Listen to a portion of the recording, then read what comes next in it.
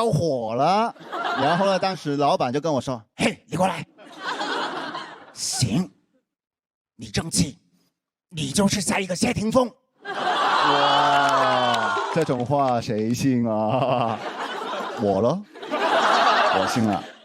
然后呢，我每见到每一个人，我都会说：“大家好，我係陳偉霆。”到我的时候呢，那个字幕就乱码了。他是被我的那个粤语的气场影响吗？被帅到了哈！没想到好明哥也会遇上这种命，他就是让我背稿呗。那你们到时候帮我作证。大家好，我係陳偉霆。喂，这才叫粤语嘛，对吧？他们的粤语我怀疑是晚安鱼教的。要不你就说大家好，要不你就说 OK 大家好，什么大家好，就是听他们说粤语的时候呢，我会觉得好像你们在听我说大张伟儿富孩儿，你们难受不？难受，你再说一遍。今天呢，这个主题呢就是我命由天也由我，因为许我耀眼嘛，大家都叫我好命哥。其实呢，一开始这个戏呢，我是不想接的，因为为什么呢？是因为霸道总裁嘛，就要梳着一个大背头、油头啊，然后呢穿了西装，然后呢戴着一个平光眼镜在那耍帅。我在想，这个时代这么油腻的霸总，还有人喜欢吗？你们说的对，有，锤锤喜欢。我开玩笑了，我开玩笑了，就是因为那天跨年的晚会，我看到他们求婚的视频，非常恭喜你，也非常恭喜你老公，你老公绝对是那一种求锤得锤。对呀，在剧里呢，就是大家都叫我好命哥，但其实呢，我觉得现实当中的我，有一度认为啊自己不是这么好运的，因为我17岁的时候呢就参加选秀比赛，拿了冠军，然后签了英皇，哇，我觉得自己要火了。然后呢，当时老板就跟我说：“嘿，你过来。”行，你争气，你就是下一个谢霆锋。哇，这种话谁信啊？我咯，我信了。然后呢，我每见到每一个人，我都会说：“认住我，我是下一个天王巨星。”然后我的朋友们都说：“你神经病啊，你挺疯的哦。”我说我是，因为我是谢霆锋。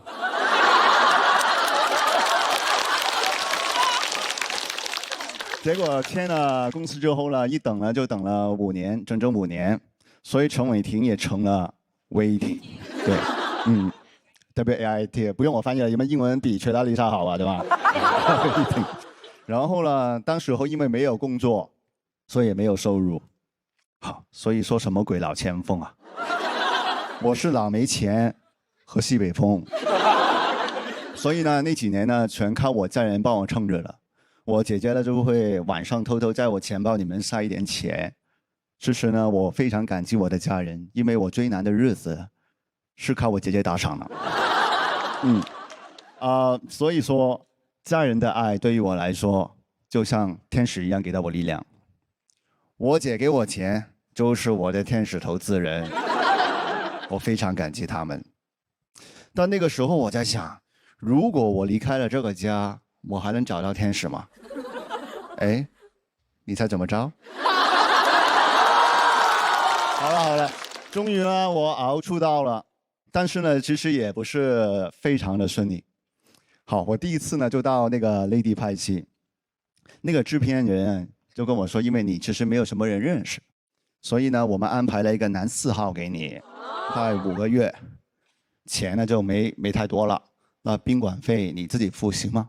我说行，当然可以，只要你给到我这个机会，车票、机票我自己付，没问题。那个制片人很惊讶说：“本来就你自己付，好吧？”所以有角色呢，我就会演，我不会拒绝，因为我没有资格挑选角色。我怕拒绝了之后呢，过2天我又后悔了。哦，昨天你说不演，现在又在哪打电话？哥，我演，接电话。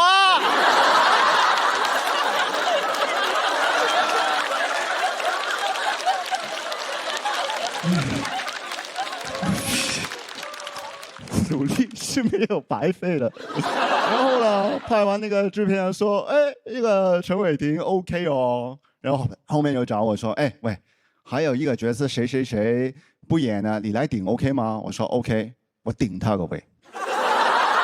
我很拼命，就是有打戏呢我就打，你让我吊威亚呢，吊7、8个小时没问题，我吊1天都行，因为我要抓住这个机会。我不想再掉下来。然后拉维亚的大哥说：“不行，你得下来，我要收工。”下来吧。所以呢，其实我觉得我的好命是靠我珍惜每一个工作换来的。比如说老九门，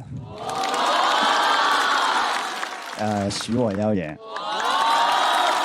每一个角色其实我都是拼了命去演，因为我相信无论做什么，只要拼，总不会有错吧？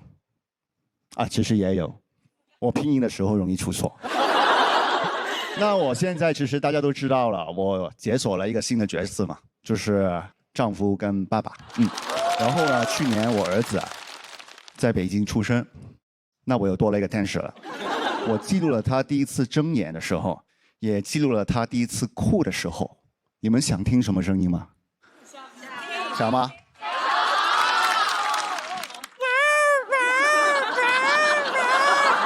真好，一点都不像爸爸，一点口音也没有，一张嘴就是一个老北京，啊，哭的那个就叫一个地道啊！而且一哭呢，我就会把它放在我身上，很温暖那种感觉，就是放在身上，他就会很安稳的睡着。但是呢，我也不能抱太久，怕他不舒服，因为我平常把我的胸也拎得挺硬的啊！其实呢，我觉得我现在真的挺好命的，因为每一次好命都离不开拼命。我觉得先当拼命哥，才有机会当好命哥。哎呀，第2年录比赛了，然后能感受到大家确实热情很多，但我自己也有一点小经验，我就发现这种曝光机会确实也还是有风险。我不知道你们还记不记得，我去年讲过一篇我妈因为被诈骗成了老赖。开头吐槽了2句娱乐圈老赖之子。讲完之后，节目组问我说：“哎，那你妈欠的钱还完了吗？”我说没有啊。他说：“那你不就是老赖之子吐槽老赖之子啊？”然后节目组就让我在播之前把钱还完。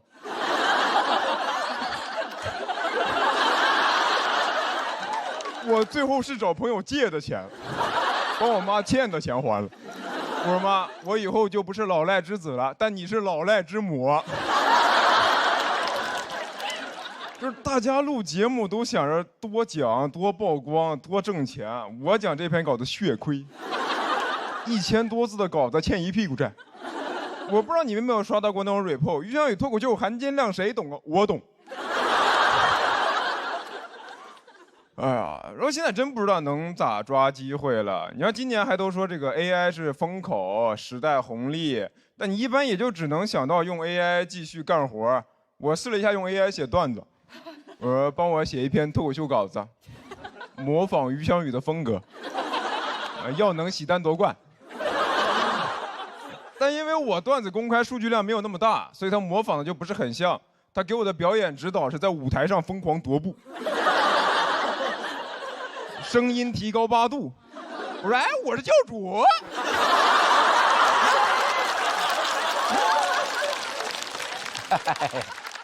但是 AI 的东西看多了之后吧，你又会觉得这个世界还挺割裂的，因为你身边朋友一般都是担心因为 AI 失业嘛，但你确实又能看到有人靠 AI 挣钱。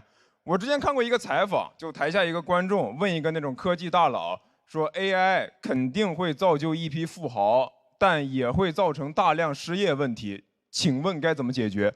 那个 CEO 说 AI 时代，机遇与挑战并存。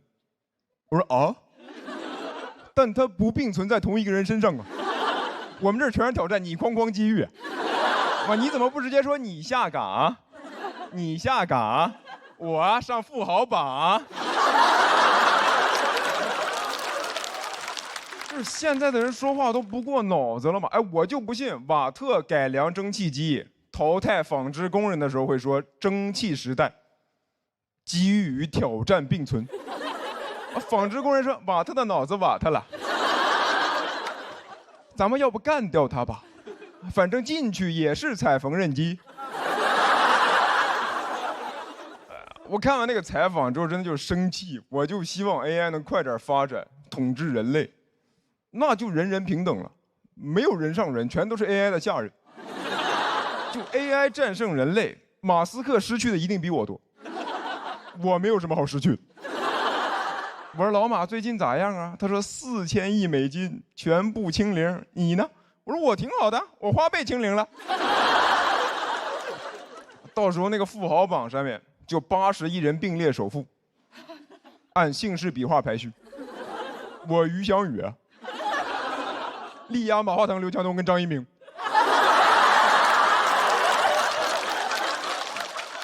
所以我现在就真的很烦这些漂亮话，什么机遇挑战并存，一代人有一代人的机会，拥抱变化。你看最近几年确实变化很多啊，经常就市场大起大落。每次那种股票基金暴跌的时候，都会有人说：“哎呦，抄底的好机会。”但是我看到我的基金大跌，我只有一个反应，就啊！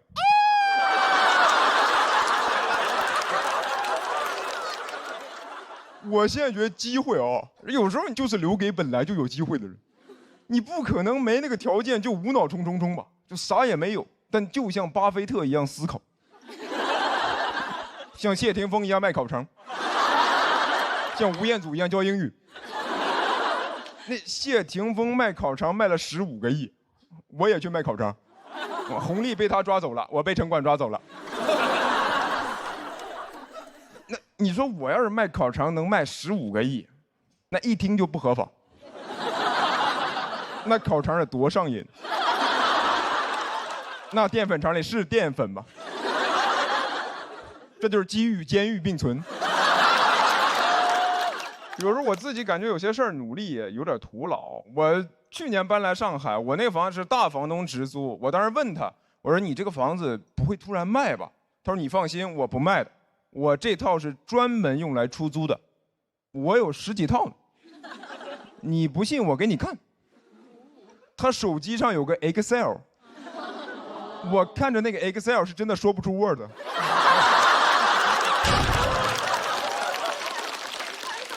我当时都不想要他的房子了，我就想加入他的家庭。我想问那个大房东，我能不能做你的2房？我拥抱变化，你拥抱我。然后其实现在大家都能感觉到嘛，现在就是机会没那么多了嘛，对吧？以前可能是这个风浪越大鱼越贵，嘛，现在就是风浪越大风浪越大。我感觉我就不是那种所谓能吃到红利的那种时代弄潮儿，我顶多就是个时代赶海儿，就这个浪潮退去我才会出来。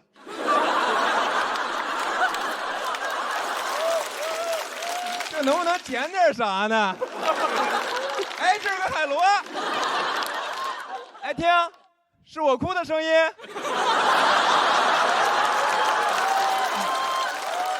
一抬头，弄潮在那开香槟庆祝呢。我说，哎，那瓶子喝完还要吗？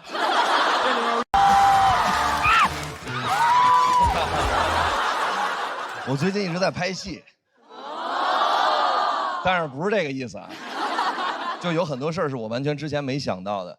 我在北京拍那个电视剧的时候，导演就经常会让我们实拍，就从一个胡同里出来，然后哭，扶着那个电线杆，然后所有的路人就是真的都是真实的，他们就从我面前过，我说就这么拍吗？他说对，就这么拍。我说那就来吧。我从里边出来，完了之后扶着电线杆开始哭，就哭得非常伤心，像那种大哭，就然后鼻涕流3个水晶吊坠，就这样。我这哭呢，完了过来一个大姐看着我，富航。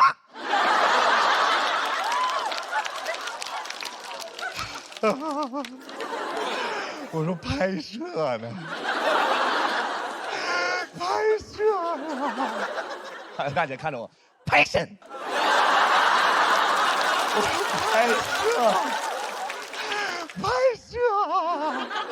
拍摄。我后来跟那个大姐说，我真的在拍摄，然后那个大姐非常认真的看着我说，房，我特别喜欢看你，因为我只要一看到你，我就特别快乐。但是我上班每天都特别生气，你能告诉我怎么才能不生气吗？我给你讲一些不生气的段子。我今天在这儿讲给您，我答应您了。我之前上班的时候，老板有一个骂我骂到我每天胃疼，就是那种躯体化了。他只要一跟家里边打架，然后他就来这儿骂我，骂其他的员工。我当时说不能因为这个事儿把我自己身体都弄坏了。我开始上网学一个操，叫不生气操。真的有这个操，朋友们，完全没开玩笑的。然后就是双手这样抬起来，大家可以一起做，你知道吧？就看着远方，完了面带微笑，就是不生气，不生气，生起病来没人气，就这么简单。全网教学非常详细，但没有一个人告诉我是生气之前做，还是生气之后做。我当时也年轻，我选择生气当时做。第二天老板到公司，他每天中午吃完饭一抹嘴就骂我，他就中午吃完饭把盒饭一搁一抹嘴，都是富航啊。我说来吧老登，开战吧，骂我，凌辱我，鞭挞我的灵魂，来。他说富航态度不积极，我说。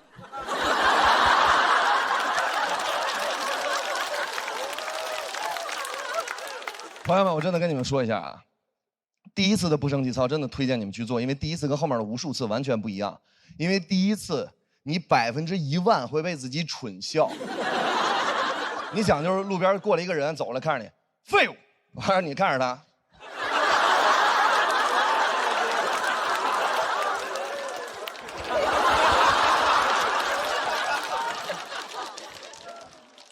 坐一会儿就笑了。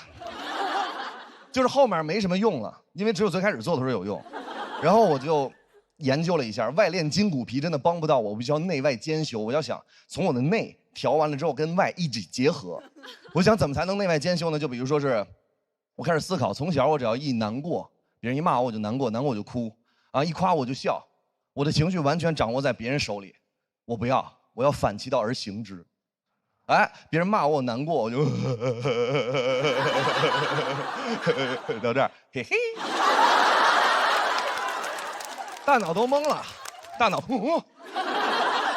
每天我内外兼修，提前1个小时到公司，办公室里没有人，比如这是你的工位吧，然后我就围着那个工位，真的就是每天练。我太难过了，就是不生气，不生气，生起病来没人气，嘿嘿，不生气。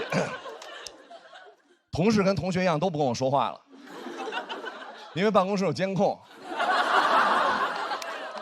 他们开始传说富航有单枪匹马一个人做法给老板做死。他们说只要做够31天，老板嘎巴死。我说你们想太多了。他们把视频拿出来给老板看，也给我看，的确稍微有点吓人。你就想嘛，明天早上起来这是你的工位。然后你的同事把书包一放，把肩膀一搁，不生气，不生气，生起病来没人替。不生气，不生气，生起病来没人替。老板当时看完那个手机，在办公室头发掉地上捡起来揣兜里，指甲都不敢剪，他怕我给他收走了，给他做死。他从那天开始就跟我稍微有点小小的隔阂了。他决定要裁员，说是2选1啊，因为老员工有感情，我跟一个大哥，我们俩只能留一个人。我们俩从知道这个消息之前是好朋友，知道之后一瞬间变成敌人。然后我们在宣布裁谁之前都没法对话了，啊，我们那时候已经是纯仇人了。然后在宣布之前，我一直翻我跟那个大哥的聊天记录，我翻，我突然发到我刚入职时候那大哥特别帮着我，我当时一想，付航有点难看了。我堂堂7尺男儿，到哪儿能没口饭吃？我啪一拍桌子，我说老板，我主动离职啊！老板说本来也是你，天天就会狗叫，还有你们俩都滚。我说啊，不是说老员工有感情，所以说2选1吗？他跟我说了一句话，我永远忘不了。他看着我说，做生意要什么感情？哇哦！就从那天开始，我去任何一个工作，我都不会投入任何多余的，比如说是同事给我一个眼神，老板说我一句什么，我非常简单，我就是到那儿拿钱我就走，就是拿钱我就走。现在录节目也是，不是？对吧？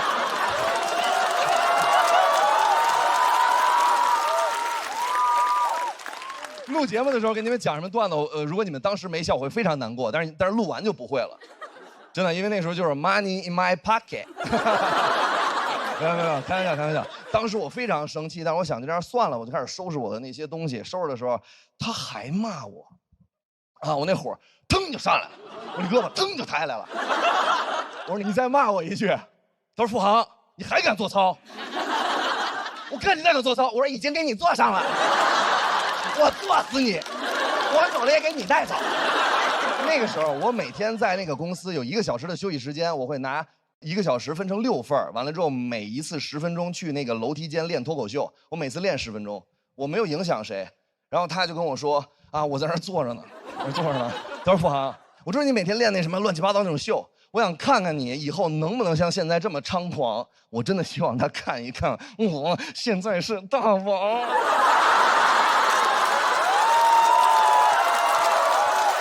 白玉兰的现场要是这样就好了。但是，只要有机会我就去，任何颁奖礼我都去。我从来不怕场子凉，我就怕恐惧。因为不管场子有多凉，我都不难过，因为我的鲜血永远炙热。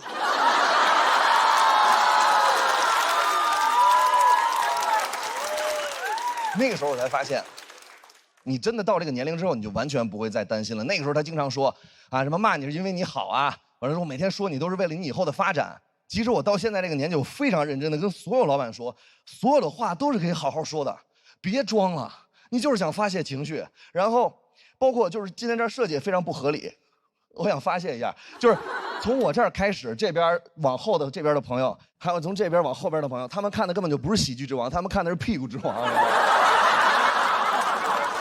他一晚上都没有看到过别人的正脸，真的，大哥，我再给你演一遍。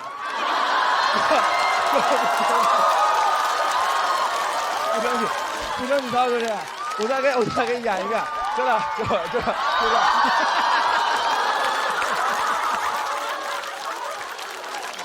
真的，大哥太辛苦了。然后，我就希望就是大家能开心一点，但是今天大家肯定会非常开心，为什么呢？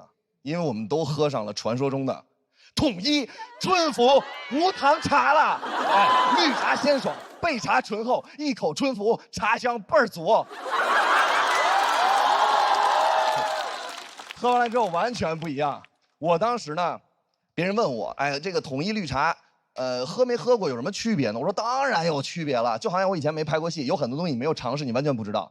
我拍戏还有一个故事是，我那个电视剧呢，我一直以为是1、2、3、4、5集就顺着拍。我真的拍完了之后才发现完全不是，根本就不是。他可能第1天拍第10集，啊，然后他第4天拍第1集。我呢之前不知道有接戏的这一个说法，所以说拍戏的时候也出了一些小问题。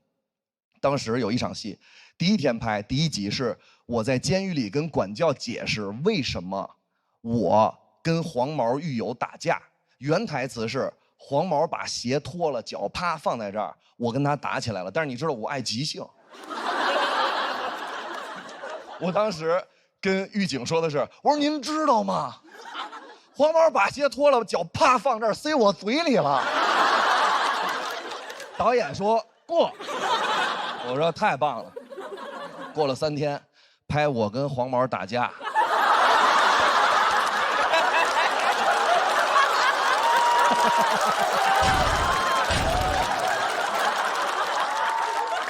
黄毛到了，把鞋脱了。我准备好了，突然，导演说3、2、1，开始。他刚说开始，突然出现一个小胖子，停。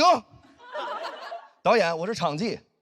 付航那天说了，黄毛把脚丫丫塞到他的嘴里了。我当时天都塌了，我天都塌了。我刚拍戏，我不想让别人觉得我难搞，我总不能说导演说现在黄毛牙把脚放你嘴里，然后我说我忌口，或者什么我最近屁股或者什么之类的，这个完全不行，那显得太难搞了。我就想到底该怎么办，我好难过。但是我一看导演面露难色，导演特别为难，导演说：“哎呦喂，哎呀，你这咋办呀？你说这，哎呀！”当时我心里一下就放平了。然后导演就是非常难过的，他看着黄毛，他说：“你介意吗？”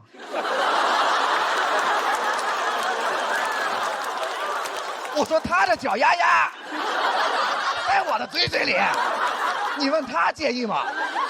我那火腾就上了，我这胳膊他就抬起来了。看，哇！你们越鼓掌，我做的越快。哎，我就坐起来了，我完全坐起来了。啊！导演转头看我一眼，他看着黄毛说：“你赶紧脱鞋吧，付航着急了。”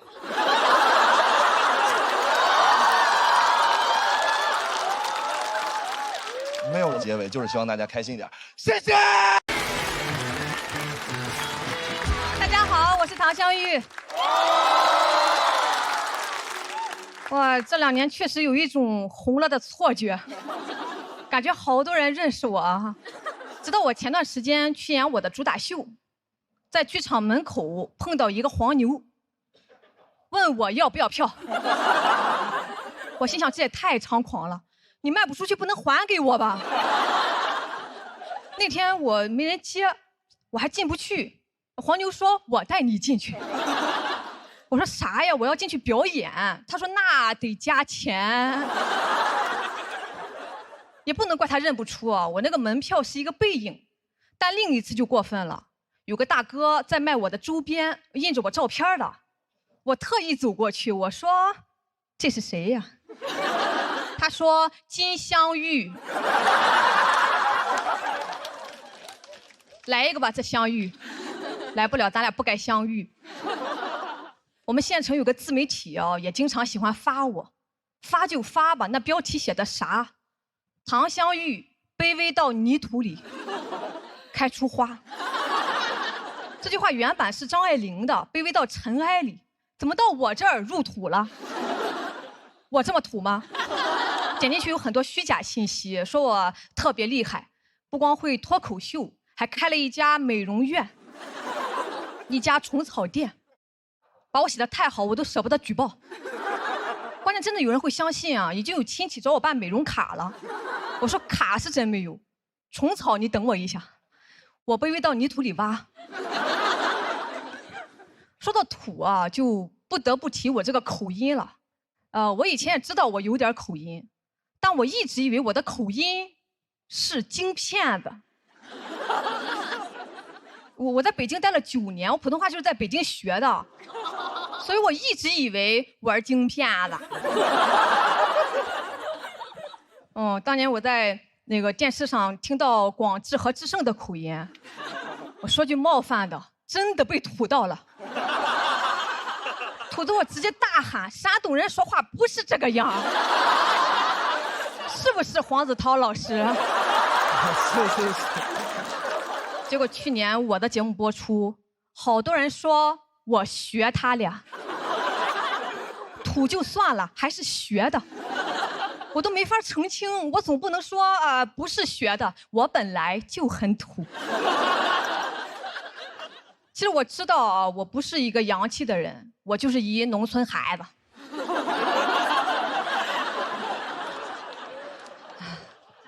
长得也不洋气，尤其是这颗痣，总有人评论让我去点痣，好意的我都心领了，我去医院看过，他没事儿。但有那种特别强硬的，把痣点了，就好像这个痣是我偷来的，给我交出来。你说话这么管用，你不应该浪费在我身上啊，你应该去高铁站把烟掐了。去美国把枪放下，去你的吧！把嘴闭上。还有人劝我说：“哎，点掉了一定是大美女。”什么意思？我现在是太美女。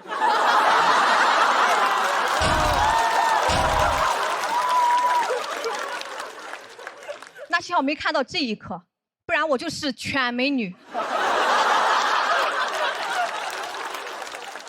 你说为什么要关心别人的痣？是也开了一家美容院吗？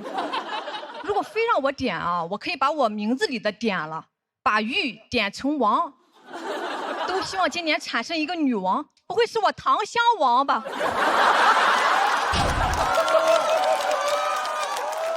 糖香王吧，怎么这么奇怪呀？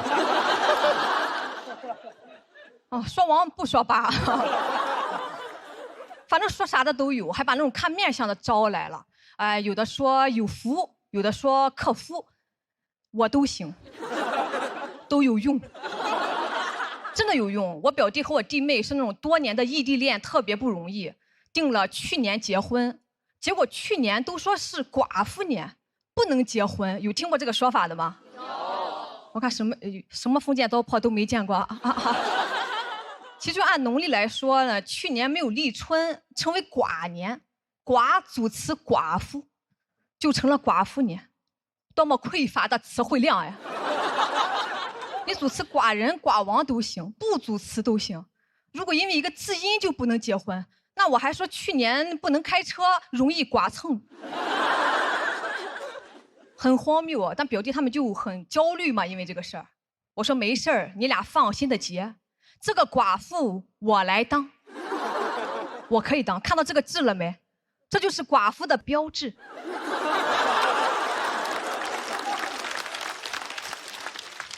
我表弟感动坏了，说：“姐，那你牺牲太大了。”我说：“不是你姐牺牲大，是你姐夫牺牲大，你姐夫直接牺牲了。”所以这不是也有用吗？我就没动他。让我点痣的呢，我都拒绝了，说我装能割双眼皮，但不点痣。这话说的，我还能割，但不善舞呢。我割双眼皮是因为我想割双眼皮，同样的，我点痣只能是因为我想点痣，我也不知道我在燃什么，可能是燕雀安知鸿鹄之志吧。但拒绝了别人，我又会很内耗，你说会不会伤了人家的心呀？不喜欢我了。我朋友说：“你看，又卑微到泥土里了。”我说：“没办法，我就这么走过来的呀，这是我来时的土路。”有土才能开花嘛但我还是要谢谢那些让我点痣的朋友们。我知道是想让我变得更好，但我改变了这一个，肯定还会有别的。我觉得太累了，我还是打算做自己了。好，谢谢大家，谢谢。谢谢。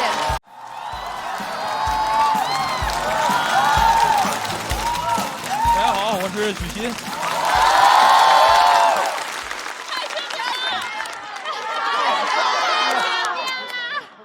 等一会儿再说啊。非常开心呢，作为奥运冠军参加这么小型的赛事啊，真的没想到接档奥运会比赛的是你们这个。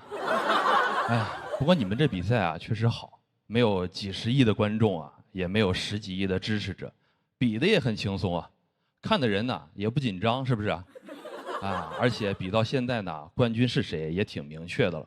我现在就敢半场开香槟，这个冠军肯定是中国人。而且你们的这个赛制可比奥运会大方多了赛程没过半，已经有金牌选手了。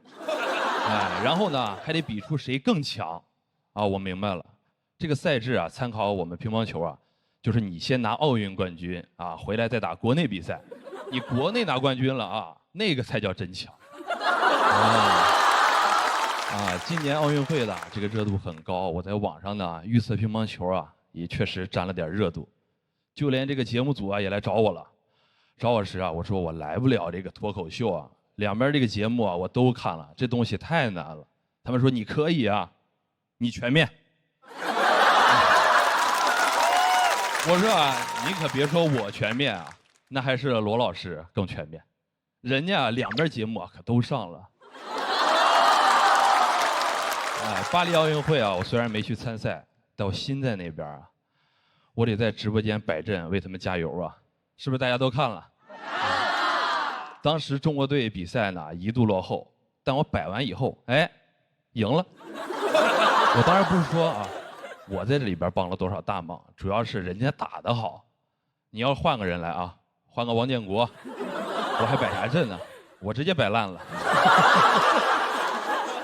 哎，我这么说啊，不是瞧不上建国，其实啊，他乒乓球水平真的挺高的。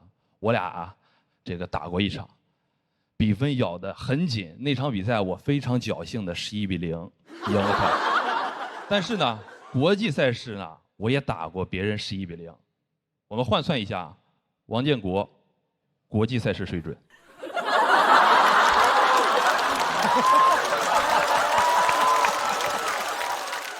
相比其他乒乓球选手呢，我确实是这个挺能整活的啊，所以呢没少挨教练骂。网上都说军书12卷，卷卷有我名儿，啊，大家都看过教练怎么骂我的吧？啊，说我除了世界第一，啥也不是。你们听听，这骂的多难听！他骂我呢，我都不敢吱声，生怕一张嘴啊，我都笑出来了。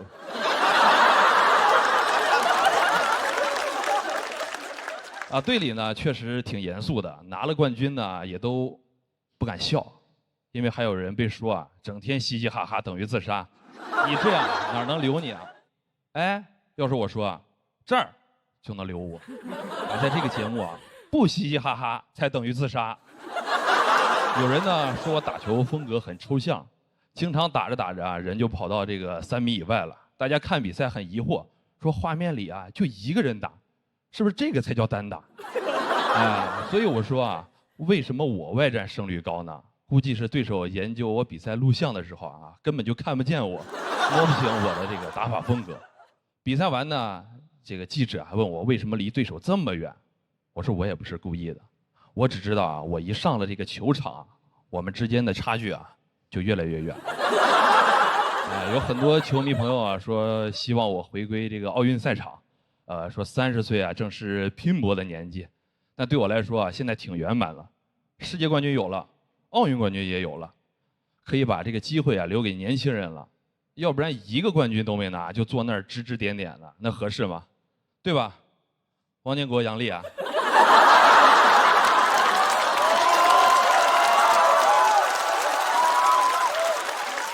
今天这个看到很多新人啊。让我想起我刚进国家队那会儿打选拔赛，第一次呢就跟王励勤打，当时呢心态很放松，他是世界第一，我是无名小卒，我觉得呢输了很正常，赢了赚，输了算，输了呢我当时还在央视露脸了呢，哎不好意思，最后我赢了，希望大家呢也能有这种赢了赚，输了算的心态。如果你们继续想听这种鼓励的事儿呢，我成功的例子啊还多着呢，啊。听完是不是很想骂我？骂吧，没事儿，最好就骂那一句：“许昕啊，你除了世界第一啊，啥也不是。”好了，谢谢大家，我是许昕。开始了啊！谢谢大家，我叫岳云鹏，谢谢。哎呀，说脱口秀，这是我做梦都没有想到的事情。涉足这个脱口秀，其实第一次讲脱口秀，心里很抗拒。很害怕，就怕讲不好，大家不笑怎么办？万一大林回去跟他爸说一声，后果不堪设想。各位，后来我一想，还好，大林跟他爸走动的少。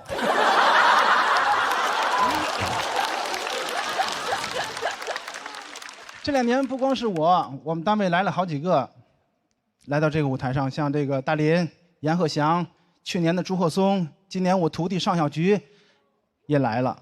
虽然成绩不好，没关系啊，没关系。很多人都来到这个舞台上，其实还不够。喜丹这个舞台多好，我师傅最好也努力，来到这个舞台上，争取去到香港，去见见周星驰。谁不想见喜剧之王啊？周星驰也想见喜剧之王啊。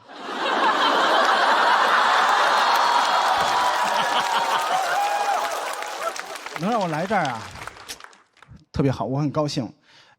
这个节目我看了，这个舞台上出了好几个人物啊，付航老师，哎呦，小户，付航老师啊，这个当过保安，南瓜送过外卖，我比他们这个起点稍微要高一点。20年前，在我18、19岁的时候，就有100来人吃饭指着我，真的，必须指着我，服务员点菜。后来经过一位老先生介绍，说让我去德云社学相声，那我就去吧，不能驳人家面子。我第一次去德云社的时候特别的冷清，我一进门，发现台上2个演员，台下1个观众。好死不死，我坐在了那个观众的旁边，那观众看见我，两眼放光。你来了，你帮我听一会儿，我上个厕所。我心想，这还不让上厕所吗？那我就听呗，就坐那儿听。我越听越没意思，越听越没意思，我就要走，扭头要走，我师傅把我拦住了。孩子啊，留下吧，留下吧。我说老师，您这儿也不缺演员呐，我们这儿缺观众啊，你留下吧。哎，那我就留下吧，反正我也想学一门手艺。刚开始的时候，咱也说不了相声，也没有什么经验，我就在后台啊负责给他们点菜。回到了我老本行，老本行，我白天呢给他们端茶倒水，晚上伺候大林，这就是我的工作。那会儿他们都不喊我岳哥，喊我岳嫂。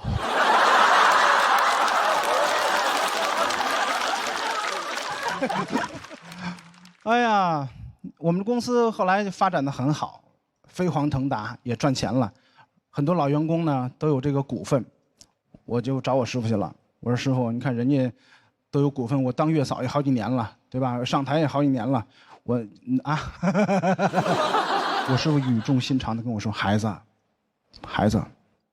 我能亏待你吗？我待你就像我亲儿子一样。我明白了，没有，是不是没有？有。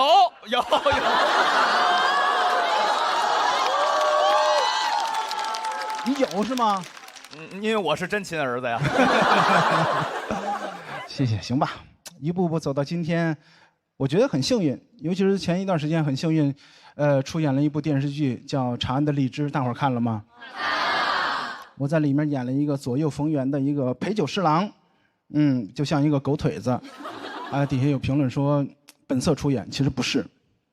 各位，我生活中不是那样的人，真的。在我们后台，我师傅，比如说我师傅咳嗽一声，好多师兄弟们，哟，师傅您怎么了？不舒服吗？我去给您买药，您休息一会儿。我做不到，真的，我做不到，我做不到让我师傅咳嗽。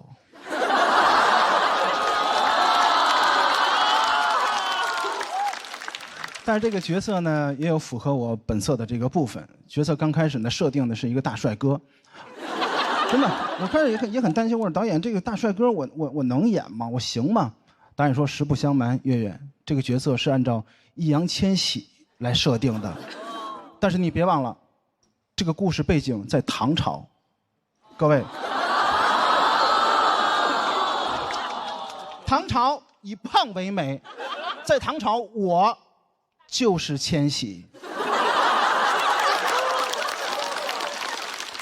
最近呢，又有一个新计划，可能很多朋友都知道了，我要开演唱会了。消息一公布呢，网上骂声一片，骂得非常难听，难听到比我那次上春晚还难听。有的朋友说，岳云鹏有歌吗？五环之歌唱一宿吗？特别是这个票价一公布，很多人坐不住了。我说相声最高票价是1600，演唱会最高票价1500，票价一公布，孙悦第一个给我发的信息，写的是岳云鹏，我就值100吗？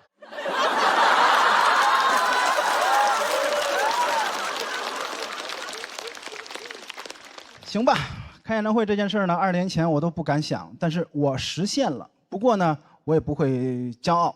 接下来我还有一个目标，就是拿到影帝。人总要有梦想，因为我那个书柜呢，有一格是留给金鸡奖的，可以吧？有这个梦想可以吧？可以。还有一格留给百花奖，还有一格留给奥斯卡奖。我那个书柜就没有装过书，我就等着装杯呢。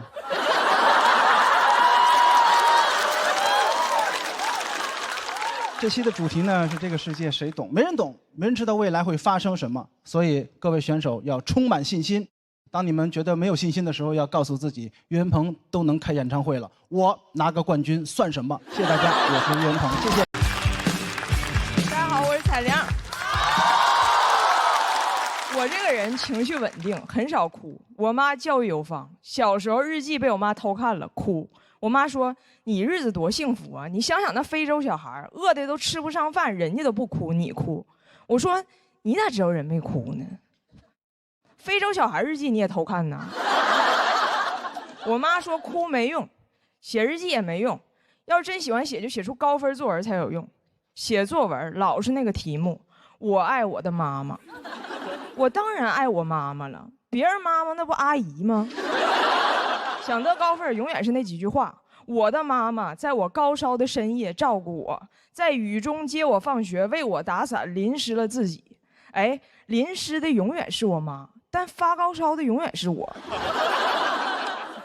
那年东北旱灾，庄稼旱死了上百亩，我妈被雨淋湿了47次。我妈在哪儿哪儿下雨，铁岭萧敬腾。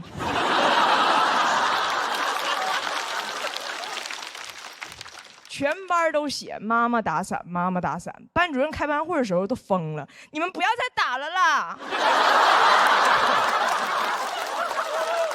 做啥都得有用，出生开始就得有用。1岁就抓周，一堆亲戚围着我，七嘴八舌，看我将来有什么用。我抓了个听诊器，他们说不错，医生。其实我可能就想把耳朵堵上。我表弟抓了个铁饭碗，他们说我们家光宗耀祖就靠我表弟了。所以抓周这玩意儿是真准。虽然我没有成为一名医生，但我一直觉得他们有病。抓铁饭碗的表弟更准，他现在在干吃播。就算死了也得有用。我姥爷走了20年了，这20年我姥每周给他准备3根破香蕉和5个过期月饼，求他办了70多件事儿，就没有人考虑过他生前糖尿病。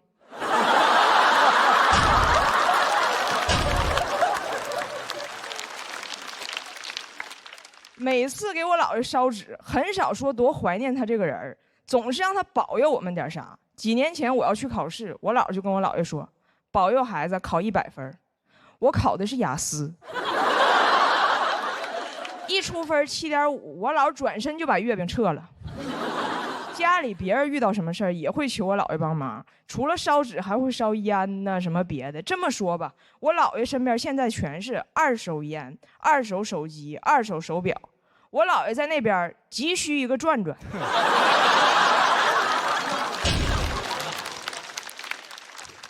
做人做鬼核心都是有用。前几天我姥摔了一跤，没有人告诉我。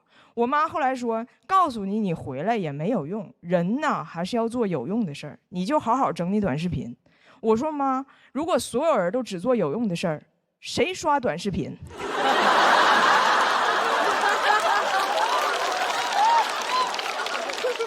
就是做那些没用的事儿的时候，我最快乐。前几天给我家柯基修了个蜜桃臀。别人问我花180给狗屁股修那么好看有什么用？我说没用，但是我开心，因为我没法花180给自己修一个好看的屁股。凭啥非要有用啊？没用的人活得更爽。你看咱们这个节目啊，最有用的是摄影大哥，他不录这节目，纯白眼；其次是观众，你们不笑，这节目纯尬演；最没用的就是气氛组嘉宾。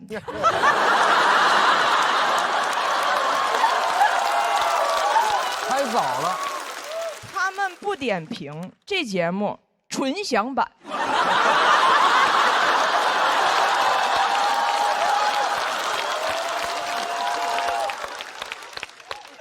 但是我们有谁比他们过得好？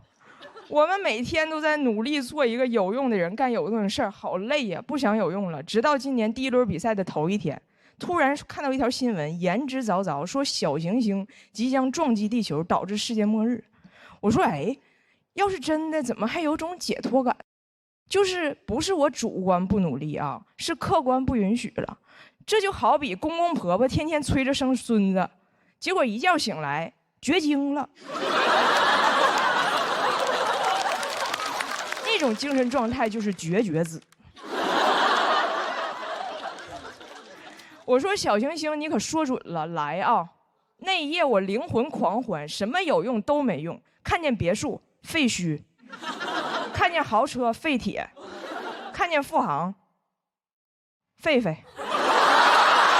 我还真走了。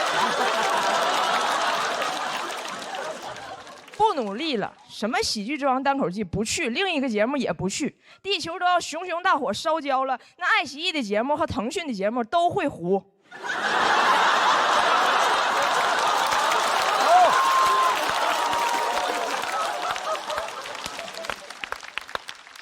人情世故我不再在乎。爱奇艺导演跟我说：“彩玲姐，要不要用你的短视频账号给我们节目打广告？”我说：“不打，号卖了。”我给我女儿看小行星要撞地球视频，我说：“妈妈爱你，来把教科书拿来，给你烧了。以后随便刷短视频。”我女儿一刷下一条，专家已辟谣。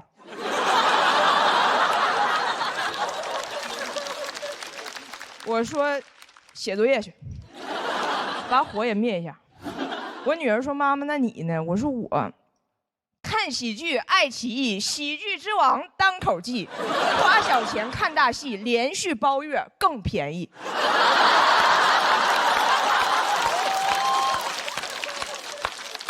好像只有想到世界末日要来了，我才能心安理得的做个废物。我活到今天一直在做有用的事儿。从小的教育让我一直以为，只要努力，更大的快乐会在后边等着你。但这是骗人的。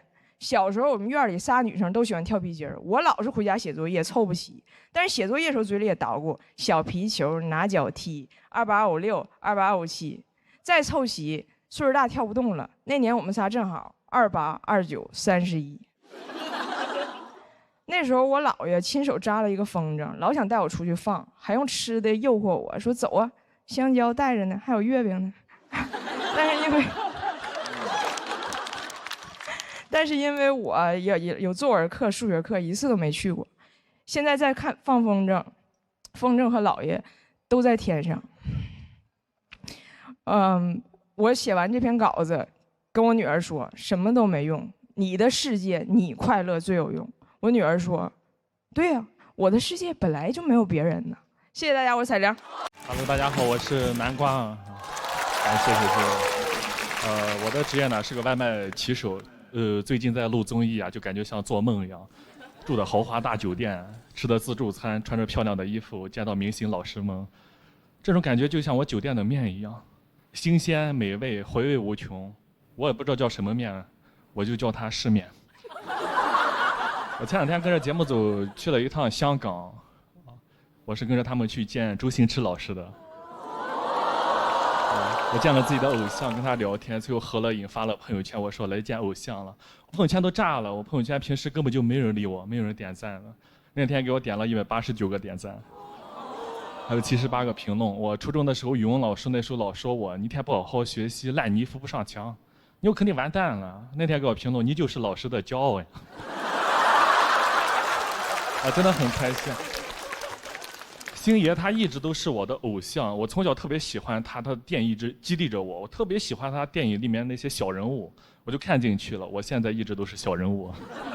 今年5月份，导演给我打电话说：“恭喜南瓜，恭喜你成功入选这个《喜剧之王》这个综艺，而且偷偷告诉你，这个节目有周星驰参与。”我当时开心，我跳了起来，我真的见到他，那我见到他，星爷一定会喜欢我这种小人物的。那我今年要起飞了呀，但当时还有2袋外卖没送，顾客还打电话过来催我。说实话，我当时已经开心的，已经开始胡言乱语了。我说你的外卖我吃了。我们录制第1赛段是小组赛，我在庞博老师组，我们组队员很给力，拿了小组第1。当时公布呀，第1名就是去香港见周星驰。我当时大家都很开心兴奋的呀。我当时晚上我兴奋到失眠。我白天送外卖的时候，满脑子都想着见星爷，见星爷，星爷喜欢我，他让我演男主角。那我以后该不会就是艺人了吧？这是不是我最后几天送外卖了？我那2天送外卖，我电瓶车都不敢乱停了。有一次电动车乱停，保安让我挪一下，就赶紧挪走了。不好意思，我们艺人最在的就是不能随意占用公共资源。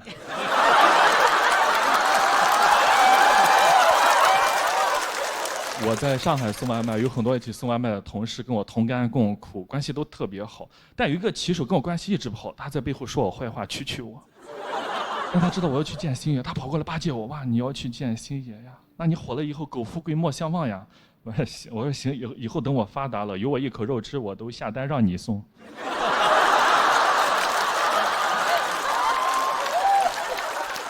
我要见星爷，我知道他一直在香港，他说的是粤语对吧？那我就练粤语，我有空就练，说2句的。我甚至送外卖都不说祝你生活愉快了，我说的是祝你好，祝你生活愉快。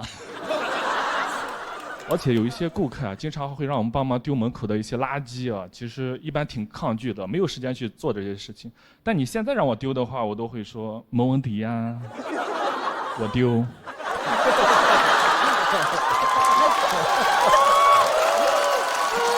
是坏了你。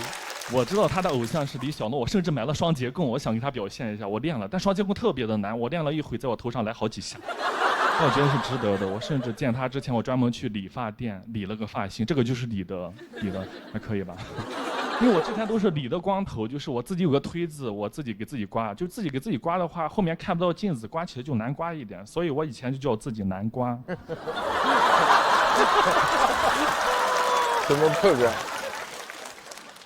当时坐在飞机上特别的激动，我要去见星爷了。然后导演组说你用那个手机记录一下这个信息，我当时特别激动的，但是我压抑，我拿手机哇，飞机上300多个人呀，哇，你们也都是去香港的，那你们去香港是干什么的呢？你们应该都不知道，我是去见周星驰的。我当时太假了，去了之后大家都很激动，都很开心，付航也去了，他开心的像个猴一样。他给星爷说：“星爷你好，我叫付航。”观众都说我是猴。星爷乐了，星爷特别喜欢他。这时候有个德云社的老师朱鹤松老师也去了，他就对着星爷打快板呀。德云社的基本功扎实的呀，这快板打的是真精彩，打的我这双截棍是拿不出来了。因为确实昨天机场安检被没收了。没事，到我这儿，我到时候我嘴都颤抖，见到自由我说星爷你好，我很难刮哈。星爷说你还是说普通话吧。我说我是南瓜，我是个外卖小哥。他说你外卖小哥，我演过外卖小哥。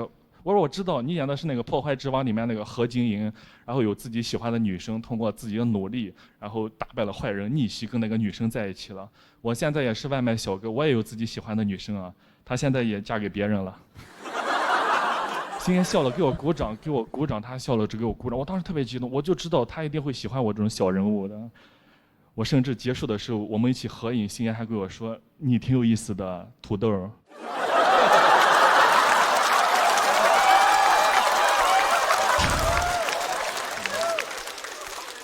但已经很开心，已经梦想成真了。就是见到偶像，他给我的那种力量跟激励是非常巨大的。我感觉有了一股力量，回来之后感觉跟其他演员不一样了。我跟他们在酒店聊天，他们就说上完综艺以后要去做自媒体，以后要去做什么播客，有的做什么专场巡演，对吧？我说我以后要去影视圈，我要做喜剧之王，我努力做喜剧之王，加油！这个时候有个演员在点外卖，因为我们酒店在郊区，他就不停的加价，是吧？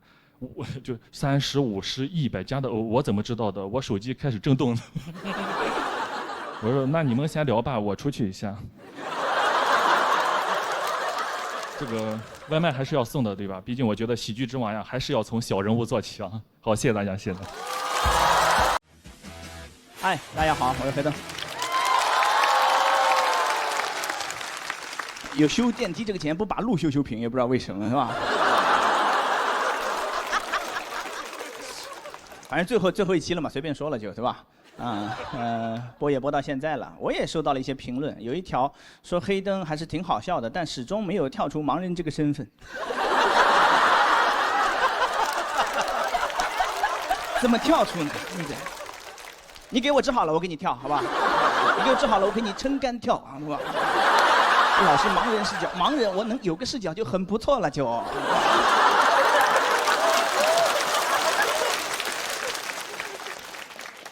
今天还是讲这个主题，没有什么别的东西，因为我觉得讲的还不够，大家还是不了解，有很多东西可能大家平时根本没有注意过啊。有一些给盲人设计的那个设施啊，其实就是摆设。给你们举个例子，地铁的楼梯扶手上面有盲纹，有人见过吗？没有。见过的鼓个掌，我看一下有几个。啊，可能不到1/5。你想想看，盲人怎么能摸到它？你们都没见过。盲人要摸到它得多好的眼睛，你想想看。OK， 就算能摸到，那么第二个问题来了，写的是啥？有一个交通报的记者告诉我的，他统计了40几个有地铁的城市，大概分2种。第一种写的小心台阶，你不是探索到发现是个台阶，你在靠边扶的扶手吗？一摸有字，哎呦，小心台阶。可你没发现台阶，你是摔到那个扶手上，哎呦，小心台阶。你写小心台阶跟写了扶手2个字有什么区别？一摸扶手。摸铁的。第二种写的是向上或者向下，就看哪头，这头是向上，这头是向下。你摸还在那拼的向哪儿？你往前摸一下呀，向上呀，这是。就没什么用，啊，就是个摆设，给你们看的，能理解吗？你哪天你要自己无意间发现这几个盲纹点点，你没准都会被他感动了。哦，就拍个照，发个小红书，哇，这个设计师天才，这么小众的需求都想到了。发个小红书啊，都是谁在用这些小众设计啊？一点群啊，瞎子在用。我觉得你换个思路吧，不能提供什么实际的帮助的，你改一改，让那种提供一些情绪价值。没什么人摸到嘛，让摸到他那个幸运盲人给他提供一些情绪价值，改成吉祥话，摸到了开心一天。恭喜你摸到我了，你最棒！老前途一片光明。每个地方都不一样，他就会愿意去摸，会给他惊喜，给他欢乐，他会去摸一摸，就摸一下，写的是什么？我在人民广场9号口很想你。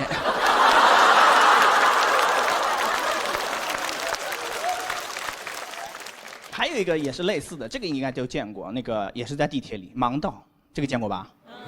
有没有发现它的规律？没有规律，每个站铺的都不一样。有的地方大概是沿着那个2排屏蔽门嘛，2条盲道，唰，几百米，不知道要去哪儿。从头铺到尾，你干啥？铺到车头干啥？让瞎子去开车是不是？还那种铺到头的给连起来了，盲道闭环了，瞎子在里面能玩1天。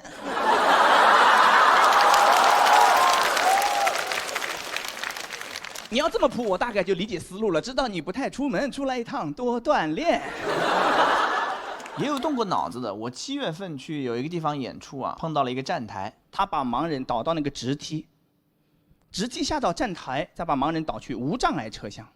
就是有一个车厢就没有座，你就是轮椅待那个地方都见过对吧？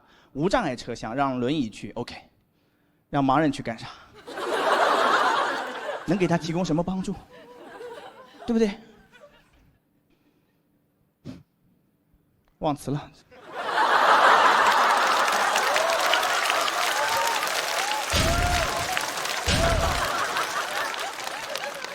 看不了提词器，让我想一会儿哈。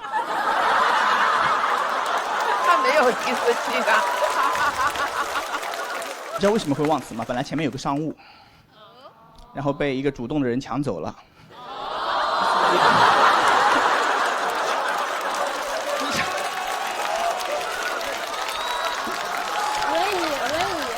哦，为什么？哦，你们假装我还记得哈。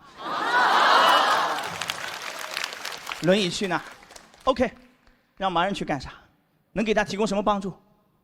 对不对？为什么非要他们待在一块儿？聋子、瞎子、瘸子、傻子，说是要给老弱病残孕让座，结果把残障人士导到没有座的车厢。谁给瞎子让座？就轮椅有个座算是。说你们别看了，别看了，我不坐了，你坐吧。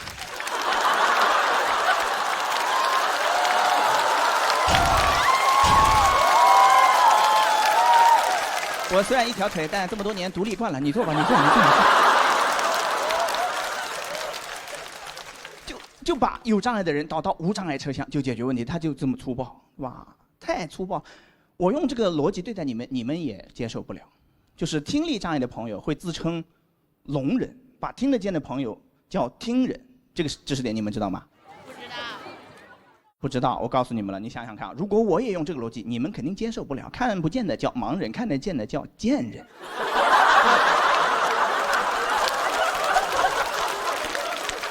接受吗，贱人们？接受吗？接受吗？不能这样，你得具体分析啊，对不对？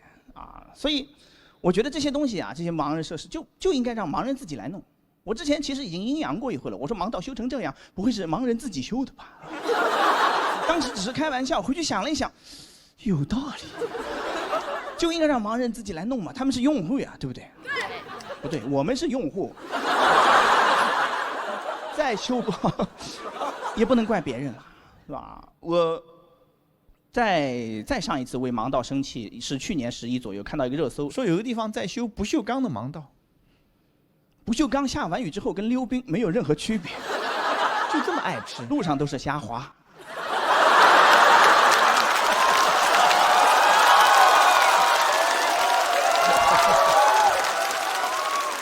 脱口秀完蛋了，一边骂谐音梗一边鼓掌，笑成这样。当然，个人的力量要做这个事情肯定是不行的，我们要成立一个机构来推动这个宏大的工程，对吧？反正不能交给其他机构，他们很难和残疾人真正的共情。我们弄一个机构，啊，宗旨是消灭对残障的歧视，让每一个残障人士都过上像普通人一样的生活。这名字叫普联，普通人联合会，只招残疾人。招一些盲人来修盲道，第一解决盲道不好的问题，第二解决就业的问题。是会铺的慢一些，但你不要催他就好了。修好了你又不走，你着什么急呢你？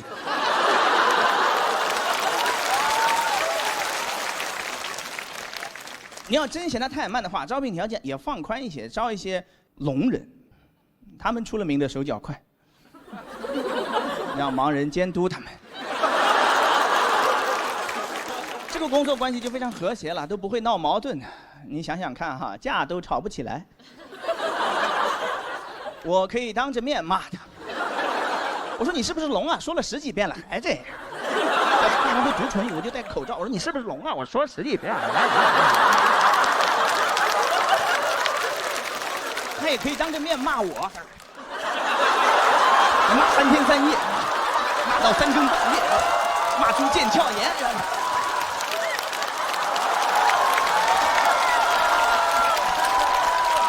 盲人心如止水。本来这个段子还能更好笑，只能比这个手势，其他手势他们不让比。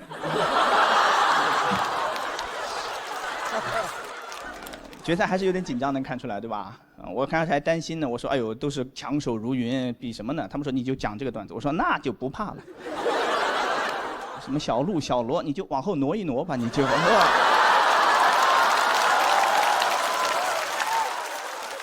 什么富航刘洋凉凉就是。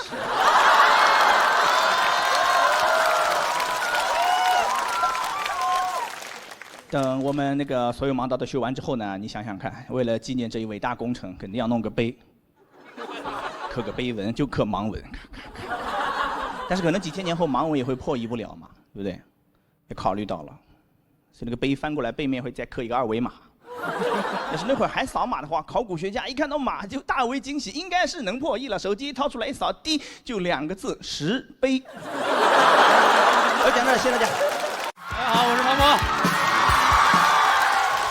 谢谢各位，非常开心，我也非常荣幸能给今天这场演出做开场、做暖场。而且你们知道，《喜剧之王单口记》这个节目的发起人是周星驰先生，今天是半决赛了，周星驰先生一次都没有出现过。总说我们欠周星驰一张电影票，我现在觉得节目组欠我一个解释，真的。说像不像那个经典的骗局是吧？你收到一条短信，我是周星驰，来参加我的脱口秀节目是吧？就让你主演我的电影啊。我觉得很有可能，不然你完全无法解释为什么蒋龙在这里，对吧？开玩笑，开玩笑，澄清一下，不是骗局，是吧？而且就是因为这个节目，我们真的见到了周星驰先生，我甚至已经见过他2次了。今年周星驰先生在我这里的地位跟海澜之家是一模一样的。男人1年要见2次周星驰，而且节目组真的挺不容易的。如果你们记得的话，这个节目在刚刚开始官宣的时候，正好赶上奥运会，作孽，谁关心脱口秀呢？我觉得这世界上没什么东西能比奥运会更好看，对吧？即便我是一个脱口秀演员，我也要说，是吧？我心目中最好看的依然是我太太。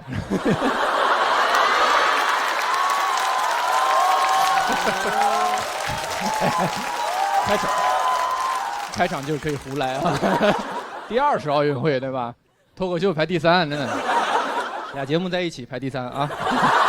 而且认真的说啊，这个夏天因为有2档脱口秀节目，对我们这些脱口秀演员来说，真的非常的重要。节目变多了，机会也变多了，大家都很开心。我不知道你们是从事什么工作，但你想，还有什么行业1年能有2个名副其实的大王？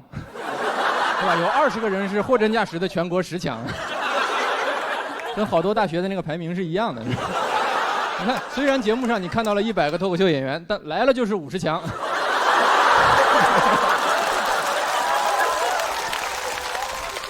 脱口秀今年正式迈入双一流的时代。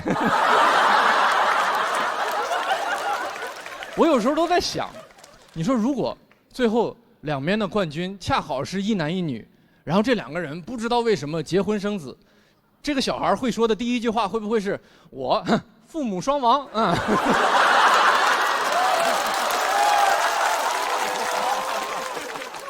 而且演员真的很幸运，是吧？我们还有京都念慈庵，对吧？跟大家说，付航跟刘洋争得最凶的根本就不是冠军，就是念慈庵。你想，如果没有念慈庵，他俩那个表演风格，演完第1期嗓子就废了，后边全得给你们演哑剧。我们就是哑剧之王单口记。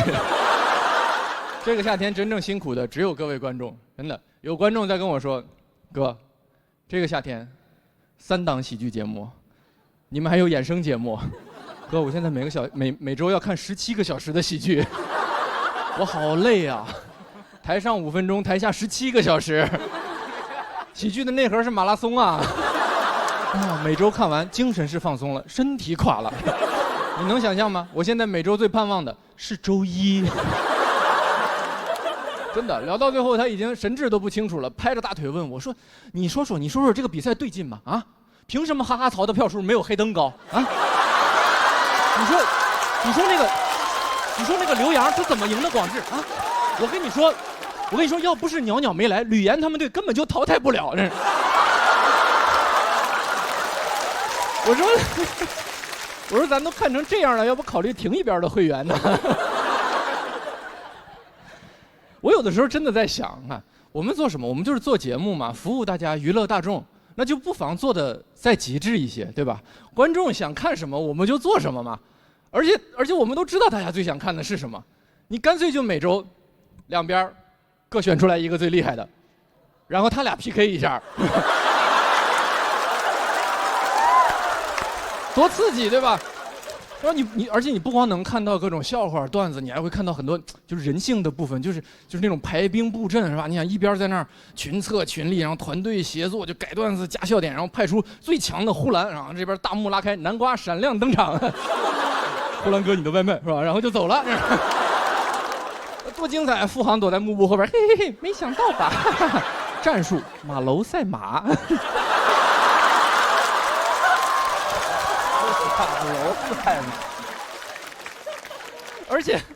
而且你也不用1周在这播17个小时，2小时就够了。我们就搞直播，对吧？每周5晚上就直播，然后你再请2个国外那种名不见经传但实力非常过硬的脱口秀演员，就是给我们所有人打的都不行了，只有王建国奄奄一息，是吧？我觉得到时候今年所有没有参加比赛的脱口秀演员都会出来发微博支援我们，是吧？就看不得这种场面，三旬国仔守国门。内蒙脱口秀演员杨蒙恩申请出战。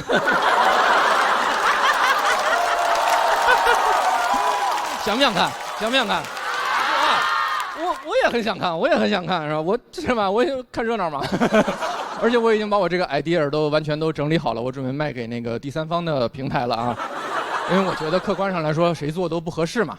而且咱们做给观众看，我觉得观众看完最后也会说一句：“哟，酷。”